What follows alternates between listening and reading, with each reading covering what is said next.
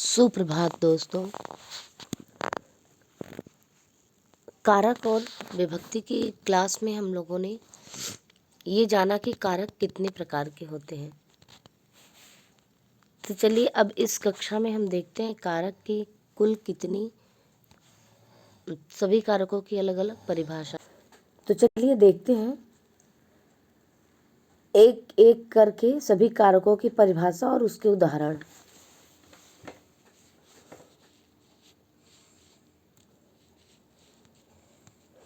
पहला क्या होता है? कर्ता कारक। तो इसमें क्या है? कर्ता कारक किसे कहते हैं? क्रिया को स्वतंत्र रूप से करने वाले को कर्ता कहते हैं। कर्ता किसे कहते हैं? पहला कारक है कर्ता। तो कर्ता क्रिया को जो स्वतंत्र रूप से करने वाला होता है उसे हम कर्ता कारक कहते हैं। यथा गिरीशः पुस्तकम पठति। यहाँ गिरीश पुस्तक पढ़ रहा है, क्रिया को करने वाला है, और इस तरह से यहाँ गिरीश जो है वह क्या हुआ? कर्ता कारक हुआ, क्योंकि गिरीश कार्य पढ़ने की क्रिया को स्वतंत्र रूप से कर रहा है। दूसरा है कर्म कारक। कर्म कारक क्या होता है? क्रिया के संपादन में कर्ता के सर्वाधिक अभिष्ट को कर्म कहते हैं। क्रिया के संपादन मतलब क्रिया को पूर्ण होने में कर्ता का जो सबसे प्रिय होता है, जो सबसे अभिष्ट होता है, जिसकी सबसे महत्वपूर्ण अपेक्षा होती है, वह होता है कर्म। यथा जैसे कि उदाहरण दिया गया, गिरीशः पुस्तकम पठति। गिरीश पुस्तक पढ़ता है। तो यहाँ पर गिरीश के पढ़ने की जो क्रिया है वह किसकी सहायता से हो रही है? पुस्तक के। तो यहाँ पर पुस्तक ही सर्वाधिक अभिष्ट हुआ, अतः पुस्तक क्या है? कर्म कारक है। इसके बाद फिर है तीसरा करण कारक। करण कारक क्या है? क्रिया की सिद्धि में कर्ता के प्रमुख सहायक को करण कहते हैं। किसी कार्य को करने के लिए कर्ता का जो प्रिय होता है वह कर्म होता है, लेकिन क्रिया की सिद्धि में, क्रिया को पूर्ण करने में जो सबसे अधिक सहायता करता है वह करण होता है। यथा गौरी जलेन मुखम प्रक्षाल्यति। यहाँ पर गौरी जो है मुख को धुलती है, किससे? जल से। यहाँ प्रक्षालन क्रिया या धोने की क्रिया का प्रमुख सहायक जल है, अतः जल करण कारक है। इसके बाद फिर है चौथा संप्रदान कारक। संप्रदान कारक जिसे कुछ दिया जाता है या जिसके लिए कोई कार्य किया जाता है, वहाँ संप्रदान कारक होता है। मतलब वाक्य में अगर हम किसी को कुछ दे रहे हैं, कर्ता द्वारा कुछ दिया जा रहा है और या उसी के लिए कोई कार्य किया जा रहा है, तो वह संप्रदान कारक होता है। यथा वागीश मित्राय लेखनी ददाति। वागीश मित्र के लिए लेखनी देता है, अर्थात वागीश मित्र को लेखनी देता है, लिखने के लिए कलम या पेन देता है। इस वाक्य में मित्र को लेखनी दी जा रही है। जब किसी को कुछ दिया जाता है ना, तो यहाँ मित्राय में क्या हुआ? संप्रदान कारक हुआ। इसी तरह एक उदाहरण, माता बालकाय फलम आनयति। माता अपने बालक के लिए फल लाती है। वाक्य में फल लाने का कार्य बालक के लिए हो रहा है, अतः बालकाय संप्रदान कारक हुआ। इसके बाद फिर है अपादान कारक। अपादान कारक क्या होता है? जिससे कोई वस्तु अलग होती है वह अपादान कारक होता है। वृक्षात् पत्राणि पतन्ति। यथा वृक्षात् पत्राणि पतन्ति। यहाँ पर क्या हुआ है? पत्राणि वृक्ष से अलग हो रहे हैं।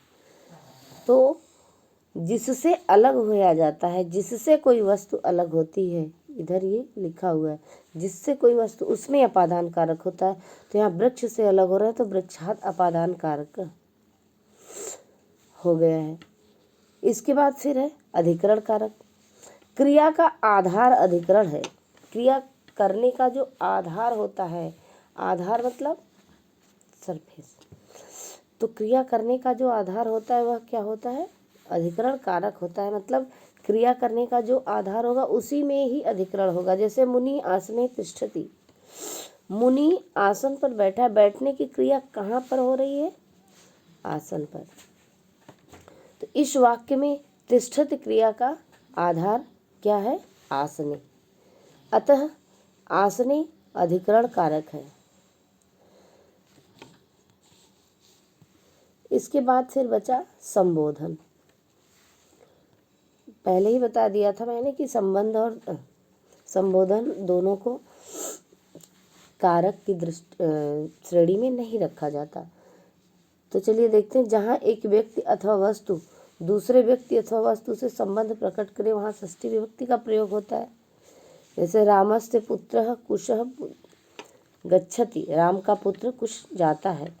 यहाँ पर राम के पुत्र का क्रिया से सीधा संबंध ही नहीं, यहाँ रामस्य षष्ठी विभक्ति है।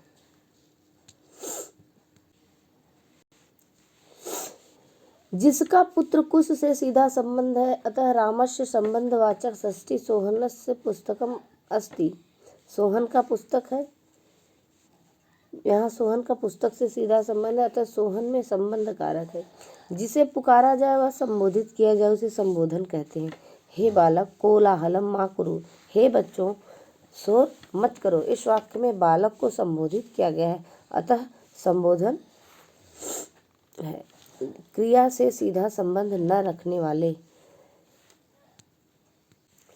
को कारक की श्रेणी में नहीं रखा जाता और क्रिया से सीधा संबंध न रखने के कारण संबंध तथा संबोधन को संस्कृत में कारक नहीं माना जाता, क्योंकि कारक की परिभाषा ही है। दोस्तों, कारक को पढ़ने के बाद हमें एक चीज़ जान लेना और आवश्यक है। कारक के चिन्ह, किसका चिन्ह क्या है? तो क्योंकि ये हमें कारक को पहचानने में बहुत बड़ी मदद करते हैं। चलिए इसके चिन्ह देख लेते हैं, कारक की विभक्तियाँ और उनके चिन्ह। तो कर्ता कारक जो होता है उसमें प्रथमा विभक्ति होती है और उसका चिन्ह ने होता है। कर्म कारक की में द्वितीय विभक्ति होती है, इसका चिन्ह को होता है। करण कारक में तृतीया विभक्ति होती है और इसका चिन्ह से और के द्वारा होता है। संप्रदान कारक में चतुर्थी विभक्ति होती है और इसका क्रिया का जो चिन्ह है के लिए और को होता है। अपादान कारक जो होता है उसमें पंचमी विभक्ति होती है। यहाँ विभक्ति लिखा है लेकिन पंचमी नहीं लिखा, तो अपादान कारक में पंचमी विभक्ति होती है और इसका चिन्ह से होता है जो कि अलग होने के लिए बोध होता है, क्योंकि अपादान कारक में अलगाव ही होता है। संबंध कारक में षष्ठी विभक्ति होती है, षष्ठी विभक्ति में ही इसका प्रयोग किया जाता है। इसका चिन्ह का, के, की, ना, ने, नी, रा, रे, री। तो कि संबंध को विभक्ति नहीं मानी जाती, कारक नहीं माना जाता, क्योंकि संबंध का क्रिया से सीधा संबंध नहीं होता, कर्ता से संबंध होता है। अधिकरण कारक में सप्तमी विभक्ति होती है और इसका चिन्ह में और पर होता है। संबोधन कारक में इसका चिन्ह होता है हे, हो, अरे, भो इत्यादि। और जितने आश्चर्यजनक वाले होते हैं वो सब भी क्या होते हैं?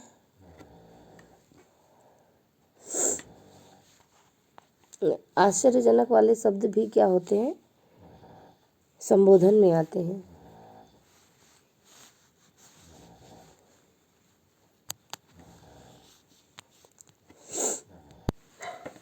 दोस्तों, इस चिन्ह को जानने के बाद अब हम लोग विस्तार से विभक्ति को अगली कक्षा में पढ़ेंगे, क्योंकि विभक्ति का जो वीडियो होगा वह थोड़ा बड़ा हो सकता है, क्योंकि विभक्ति के जो सारे नियम होते हैं इसी में कारक और विभक्तियों के नियम आ जाते हैं।